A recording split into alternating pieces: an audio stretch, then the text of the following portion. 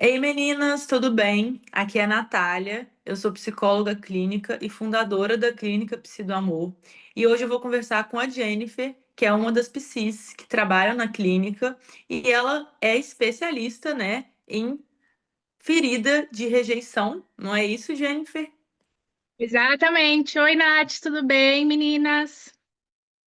Então, me conta um pouquinho qual abordagem você utiliza nos atendimentos e por que que você escolheu, né, se aprofundar nesse tema do medo de ser rejeitada. Bom, vamos lá. Nos meus atendimentos, eu utilizo a análise do comportamento, né? A FAP, que é a análise funcional. E eu escolhi o medo da rejeição justamente porque foi um assunto que foi muito importante para mim no meu próprio autodesenvolvimento e autoconhecimento, né? Por situações que eu já passei, e quando eu comecei a fazer análise para entender os meus padrões de comportamento e como que eles estavam me atrapalhando em relacionamentos ou até mesmo no profissional, em outras situações, eu percebi que o medo da rejeição era algo que influenciava muito, acabava controlando muito a maneira que eu reagia às situações. Então, era como se fosse quase que uma máscara, assim, não era muito eu. E aí eu falei, gente, isso aqui eu vejo também em outras pessoas. Então, com certeza é um assunto que pode transformar se as pessoas tiverem consciência. E foi aí que eu comecei a criar conteúdo especificamente sobre o medo da rejeição. Legal. E dentre esses sinais, né? Essas observações que você pôde fazer dentro da sua vida e que você também faz no consultório. Quais Uhum. são, assim, algumas atitudes, né? Alguns comportamentos que pode desencadear aí essa ferida de rejeição, né? Esses gatilhos. Como perceber isso?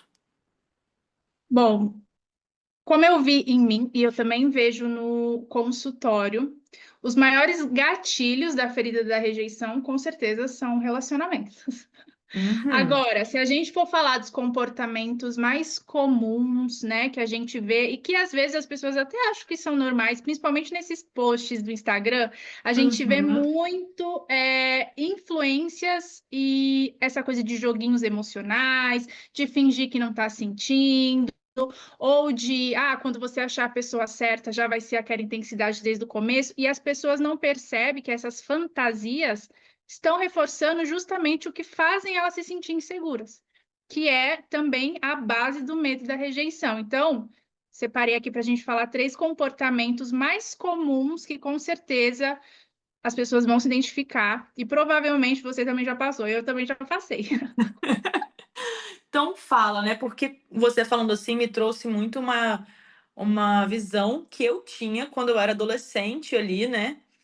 Ali nos meus 18 anos também, entrando na fase adulta, essa coisa dessa intensidade, desse joguinho da conquista e tal, e de fantasiar uma coisa da relação.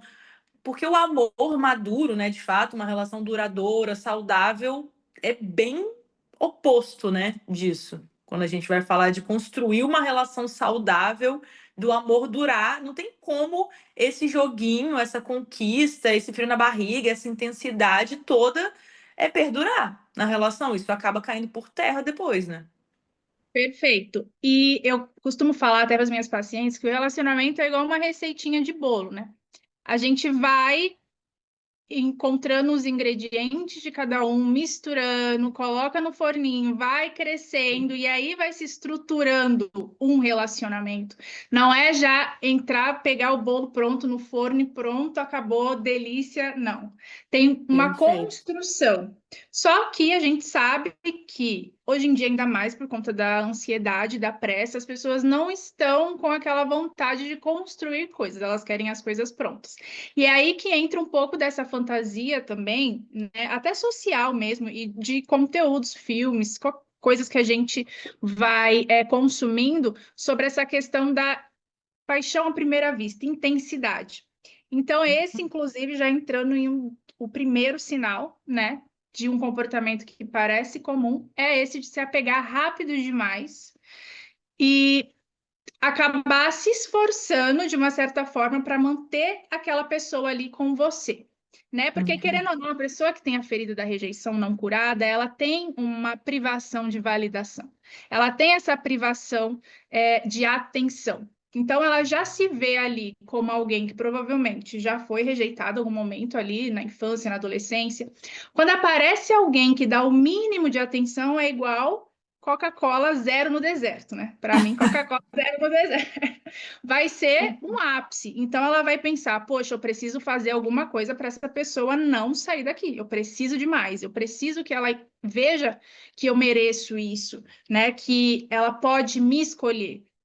É como se fosse uma projeção, assim, de, bom, eu não consigo me ver como suficiente, né? Eu já fui muito rejeitada, me sinto essa pessoa, então, como eu não consigo desenvolver isso, eu, por mim mesma, eu jogo pro outro, eu projeto no outro tudo aquilo que eu não consigo fazer por mim. E que meus pais, né, meus familiares, amigos, a sociedade não consigam me entregar, eu projeto, idealizo ali nesse parceiro, né, para ele poder me fornecer, né, para eu poder me sentir bem, me sentir segura, me sentir suficiente. Só que, caramba, né? Imagina, para uma pessoa só poder suprir aí toda essa necessidade de ser validada, de ser aceita, né, de ser amada, é muito pesado, né?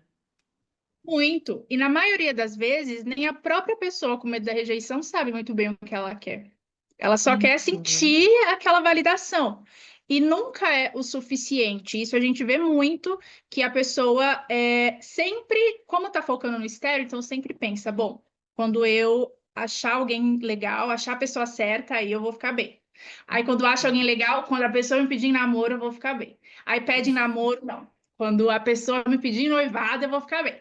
Aí pede noivado, não. Quando a pessoa me levar para Maldivas, aí eu vou ficar bem. E nunca fica, porque não é Tá sobre o sempre estilo. a um passo, né? Tá sempre a um passo de você se sentir amada, né? Nunca é aqui, agora, é sempre no futuro, é sempre depois, né?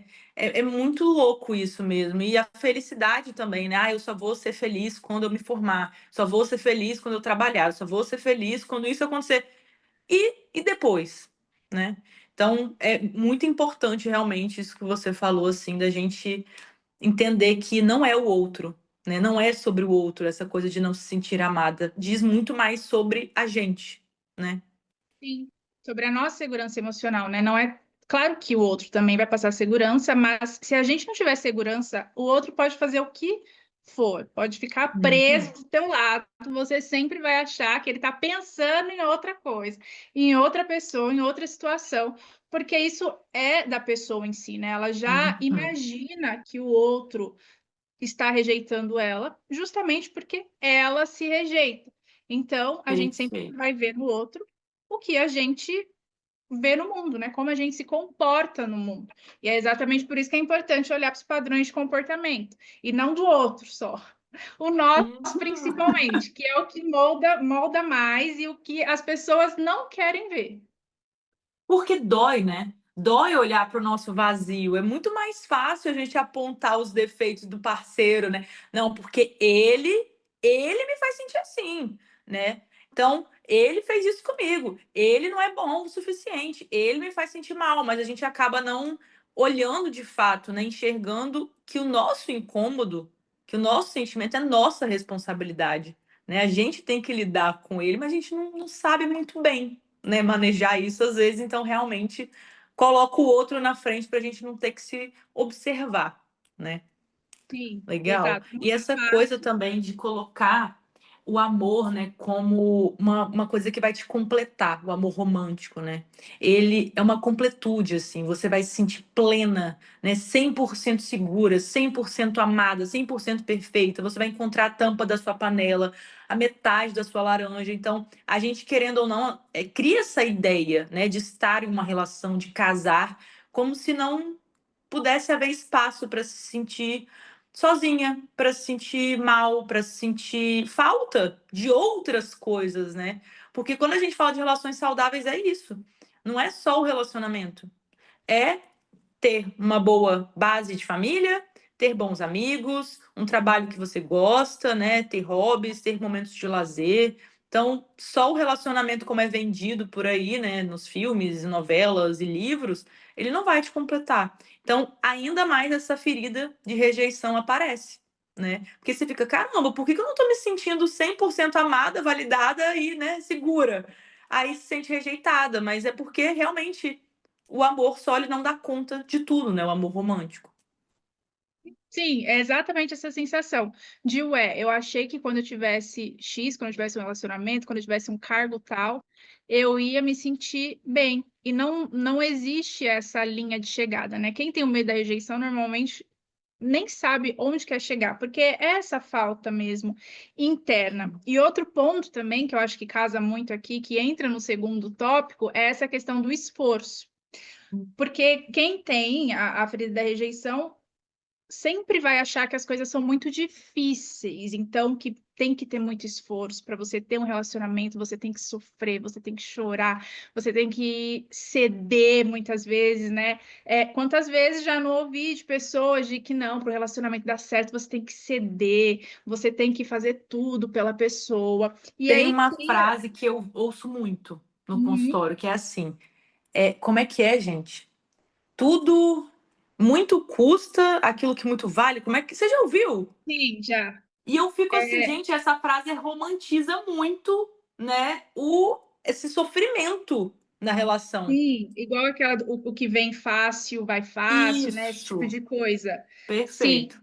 E aí, como a gente bem sabe, isso vai criando crenças e que generalizam para tudo, né? Seja no trabalho, a pessoa acha que tem que sofrer para conseguir um bom trabalho, para ganhar dinheiro, e também acha que tem que sofrer no amor. Então, o que acontece? Acaba se interessando por pessoas mais difíceis. Mas por Pessoas. quê? Me conta por que que essas pessoas com ferida de rejeição se interessam por homens mais frios, distantes, né, indisponíveis. Por quê? Bom, basicamente por conta do desafio, né? Quando uma pessoa tem essa ferida da rejeição, ela já passou, então, ali por situações do qual elas tiveram que se moldar para ser aceitas. Então, elas nunca foram aceitas naturalmente. Não existiu, talvez, uma situação em que ela sendo espontânea, em que ela só sendo ela, ela foi aceita. Não teve Uhum. esse repertório ali para ela, não existe no Então, comportamento quando ela dela. foi ela mesma, né? Ela estava vivendo, errando, né? Ela foi julgada, foi criticada, foi ignorada, menosprezada. E quando ela começou a fazer as coisas para agradar o outro, né? Se moldando ali, se esforçando, sofrendo, ela se sentiu segura, se sentiu amada, se sentiu vista, né? Então isso acabou moldando desde a infância. Sim, muitas vezes nem um sentimento total de segurança, mas aqueles pequenos relances que ela, opa, acho que eu tô indo pelo caminho certo, consegui um pouquinho aqui, né? Então ela vai querendo mais. E quando tem Uhum. uma pessoa que é indisponível emocionalmente, acaba entrando no que a gente fala na comportamental daquele reforço intermitente. Então a Uhum. pessoa dá uma atenção ali, a pessoa, né, às vezes chama para sair uma vez, depois some. Aí ela vai e posta uma foto, aí a pessoa aparece de novo. Aí ela vai e manda uma mensagem, aí a pessoa volta. Aí ela se distancia, a pessoa vai ver se ela tá ali ainda. Então cria aquele joguinho de, opa, se eu conseguir a atenção dessa pessoa aqui, eu vou ser importante, né? Tô quase lá, tô quase conseguindo. Hoje ele já me Sempre é chamou um duas passo, vezes. né? Hoje ele já mandou duas mensagens, ou seja, na próxima ele manda três. Eu preciso ser um pouco melhor. E aí, quando a pessoa vê, ela já entrou nesse jogo de preciso ser boa o suficiente. Preciso ser aceita por essa pessoa. Isso reforça muito a ferida da rejeição, porque ela mesma já está falando para ela que o que ela é não basta. Perfeito. Isso também acaba gerando uma preocupação muito grande com tudo que a pessoa vai fazer, né? Então, você citou aí a questão da foto, né? Ah, a pessoa posta uma foto lá no Instagram e ele curte.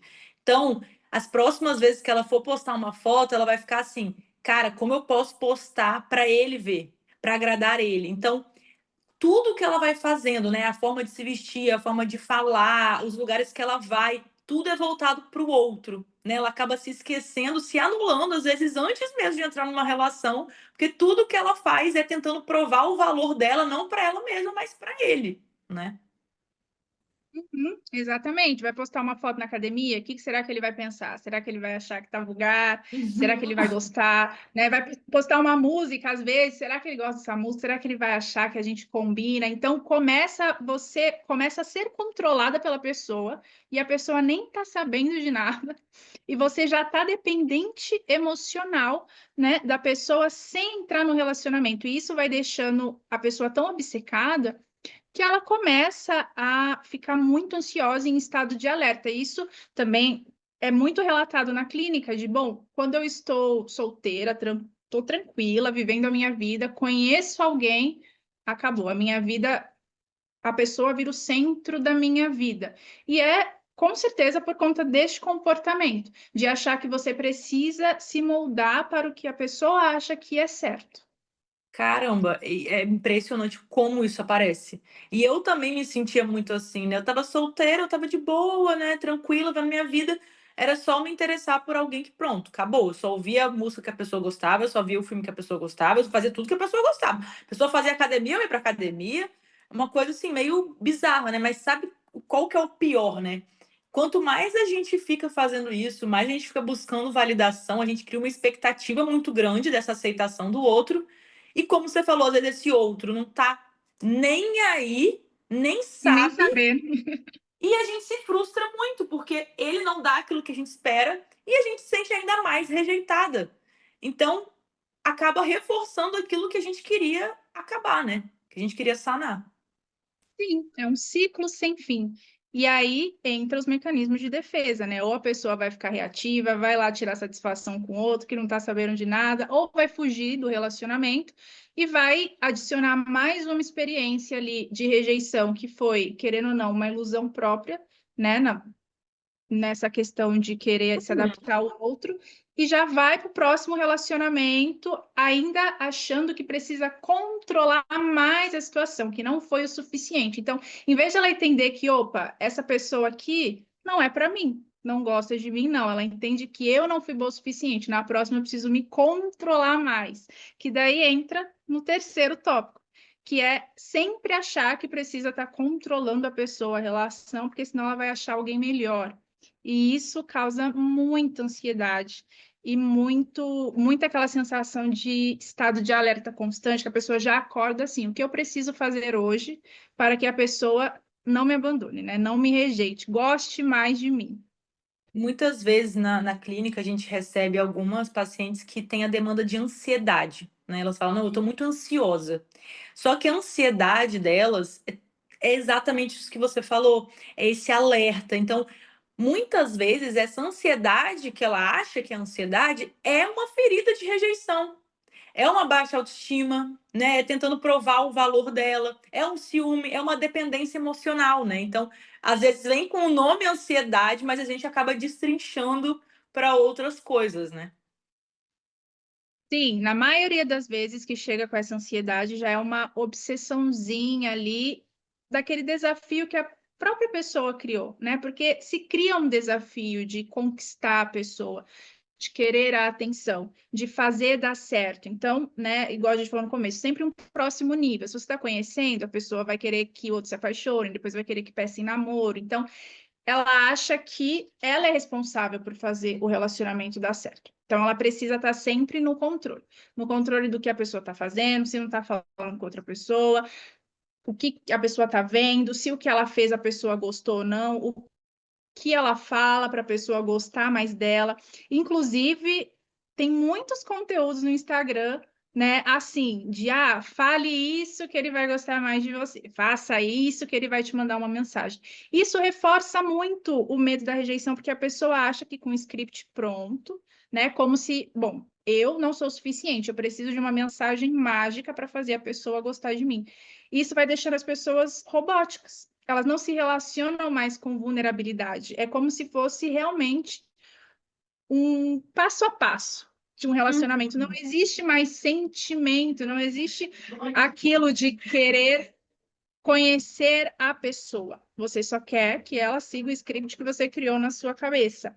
E é justamente esses tipos de conteúdo, acredito, que vão reforçando ainda mais, né? E aí sempre aparece na clínica. Não, não sei se isso aqui é meu, ou se isso aqui foi por causa de um conteúdo ou dos conteúdos que eu tô vendo ali no TikTok, no Nossa. Instagram. Sim, e parece você falando assim, né? Fale isso para ele se apaixonar. Fale, faça isso se você quer ele louco por você. Parece que a gente está numa revista ali, né, dos anos 2000 ali, porque Capricho. é 100% voltado. Como fazer ele se apaixonar por você? Sempre moldando a mulher, né? Com esse peso já Uhum. que as mulheres têm de manter a relação, né, tranquila, fazer tudo funcionar, né? Essa carga emocional de traduzir os sentimentos dela e do outro, e até de adivinhar o que o outro está pensando para já saber o que fazer ali, saber como lidar, enquanto os homens eles estão simplesmente existindo, né? Vivendo a vida deles, deixando acontecer, fluindo, porque eles têm vários outros interesses, foram ensinados a gostar de muita coisa, e a mulher fica naquela, né, tornando aquilo muito pesado, muito sempre muito atenta, muito preocupada, né? O que acaba ainda reforçando essa insegurança, esse medo. Sim, triplica, né? Porque quando a pessoa ela entra numa dinâmica de controle, então, vou fazer isso para ele fazer aquilo, ela acredita que vai funcionar. Então, se eu falar A, ele vai fazer B. Só que não vai, porque a gente não consegue controlar o comportamento e muito menos o sentimento do outro. Inclusive, a gente não consegue nem controlar o nosso. Você imagina o do outro. Às vezes eu faço uma coisa que nem eu imaginei que achei que eu ia reagir de tal maneira, reagir de outra. Opa, imagina o outro. E aí fica criando essas fanfics, né, de controle na cabeça. A pessoa fica ali o dia inteiro. Bom, preciso fazer isso para ele fazer aquilo, preciso falar aquilo, aquele dia, então eu vou vestir aquela roupa para ele falar aquilo. E não funciona, ela já vai achar, tô fazendo tudo errado. Não tá E aí, funcionando. qual que é o prejuízo desse controle, né? A gente falou muito para a mulher, né? Mas Uhum. o que que acontece numa dinâmica de um relacionamento onde a mulher tende a ser mais controladora, né? Tende a adivinhar o que o outro está pensando, a se esforçar muito para ser aceita. Isso, o que ela quer, né, é se aproximar dele. Mas gera o Sim. efeito contrário, né? Com certeza, gera o efeito da outra pessoa se sentir pressionada, se sentir cobrada e também perceber que a pessoa não está sendo ela mesma. E Uhum. sempre tem relatos, né, do parceiro falando isso. Porque quando as pessoas se apaixonam lá no início, se apaixonam por quem a pessoa é. Então a pessoa está solteira, ela está livre, está fazendo as coisas dela. O parceiro se apaixona por aquela mulher. E aí entra no relacionamento e começa a se moldar ele, começa a querer viver só a vida dele, ou a deixar os projetos, a sempre querer saber onde ele está, o que ele está fazendo. A pessoa percebe, ué, tem alguma coisa diferente, a pessoa mudou. Aconteceu alguma coisa aqui. E aquilo vai sufocando, né? Porque, claro, a ferida da rejeição tem muito isso de querer responsabilizar o outro para tampar essa dor, né, de não se sentir validada. E ele vai sentir que você está tentando, de certa forma, controlar o comportamento dele para que ele faça tudo que você se sinta bem. E sem perceber, quando a gente está muito presa, né, nesse padrão de comportamento, a gente acaba sendo muito egoísta. Porque a gente Uhum. acaba ignorando como o outro está se sentindo.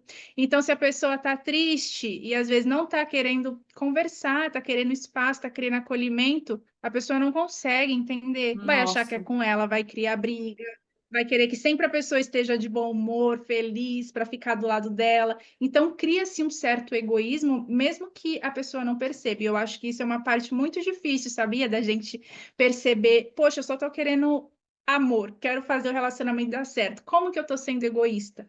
Então, olhar para isso é também perceber que nem sempre quando a gente acha que a gente está andando num caminho de querer fazer as coisas dar certo, realmente está acontecendo isso. Por isso precisa ter muita coerência e o autoconhecimento é o que traz para a gente essa coerência do que a gente quer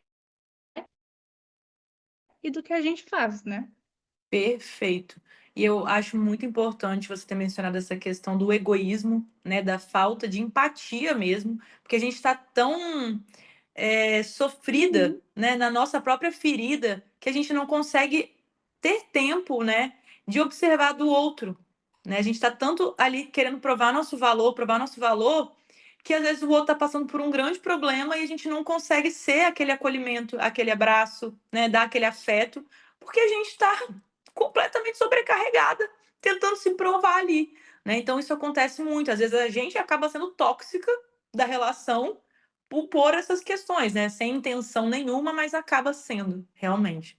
Então, Sim. quem quiser, né, as mulheres que estão ouvindo aqui, se elas quiserem começar a pensar mais se elas têm ferido de rejeição, elas precisam olhar para o relacionamento atual, né, para os antigos, para a infância, porque às vezes elas acham, ah, não, é meu parceiro de agora, né? Esse é um problema de hoje. Qual conselho você daria para essas mulheres? Onde elas podem começar a investigar isso, né?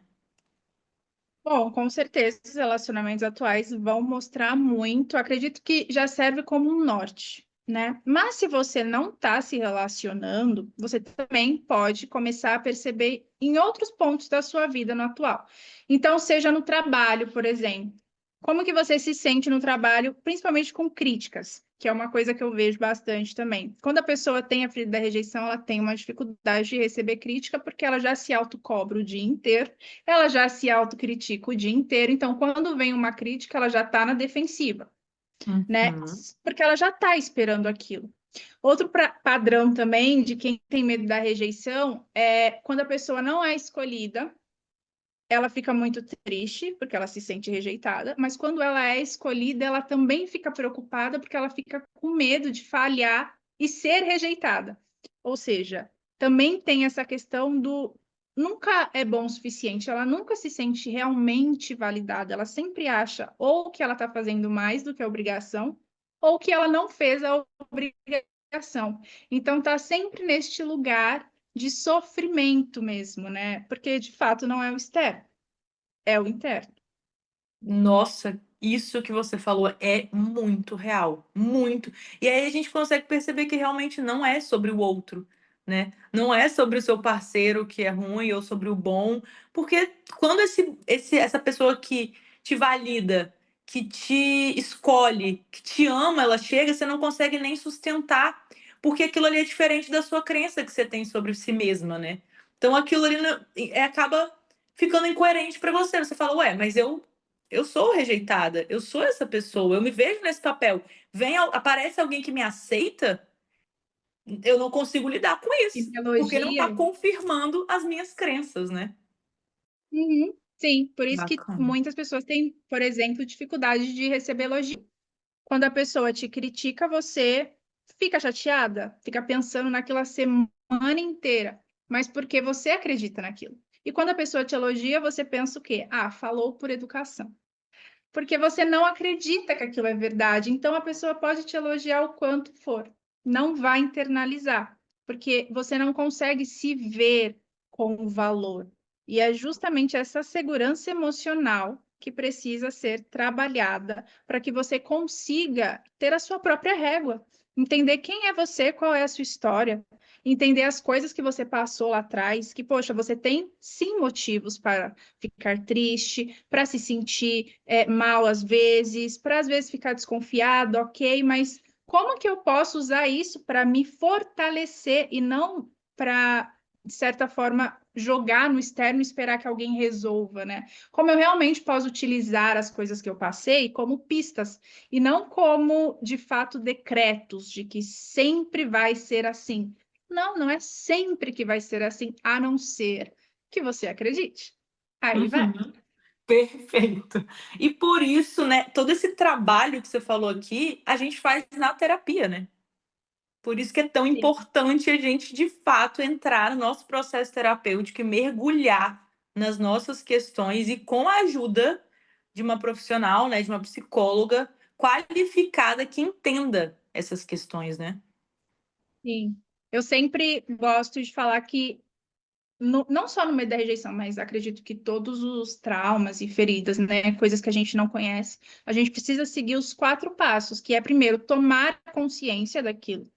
Da onde que veio, como que surgiu. Eu acho muito importante, né, a gente trazer essa história, por mais que a gente não fique tanto no passado, mas acredito que é válido da pessoa entender da onde saiu aquilo, conhecer a história dela, né, como ela funciona, o que aquilo ativou no cérebro dela. Então, tomar essa consciência é muito importante. O segundo passo é aceitar. E aí é um dos passos mais difíceis, de você aceitar que aquilo foi tão forte que está te influenciando hoje em dia, né? Que nem todo comportamento seu de hoje é seu, né? Uhum. Natural, está sendo controlado.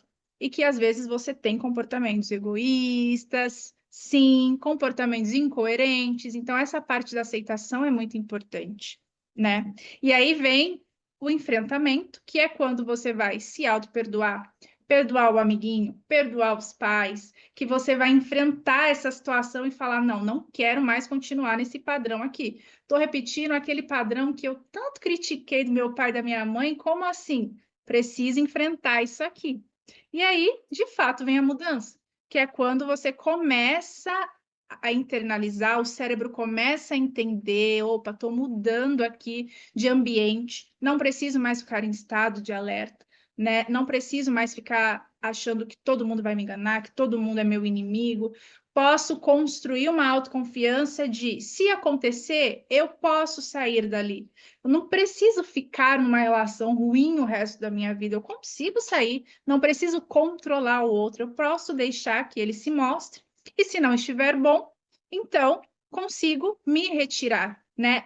E parece simples falando, mas é um processo que o cérebro precisa de um tempinho para conseguir se sentir seguro realmente. E na terapia, a gente consegue ter esse ambiente, né, de acolhimento, de falar sem julgamento, de trazer todas as situações que é importante trazer à tona as emoções de raiva que a gente sente do outro e que às vezes sente culpa até, né, por sentir algo ruim pelo outro, que é importante colocar para fora. Então, o trabalho que a gente faz é justamente para trazer isso à tona e conseguir tirar do controle da vida da pessoa, que é a parte mais importante, né? Se sentir livre de verdade. Ai, perfeito. Então, vou deixar aqui o convite, né, para todos que estão escutando, a entrar em contato com a gente e falar que você quer ser atendida pela Jennifer, que ela tem horários disponíveis. Então, é só entrar em contato na link da bio do Instagram, que lá vocês conversam com a gente, falam o que você está passando, quem você quer ser atendida e agendar o seu horário. Então, muito obrigada, Jennifer, por estar aqui comigo hoje. Eu amei a nossa conversa, foi maravilhosa. E eu espero que a gente faça isso mais vezes. Com certeza, se me deixar, eu fico 3 horas aqui falando sobre isso, que eu amo. Foi um prazer. Espero que vocês gostem, que traga mais consciência, que ajude vocês de alguma forma. E é isso. Um beijo e até mais.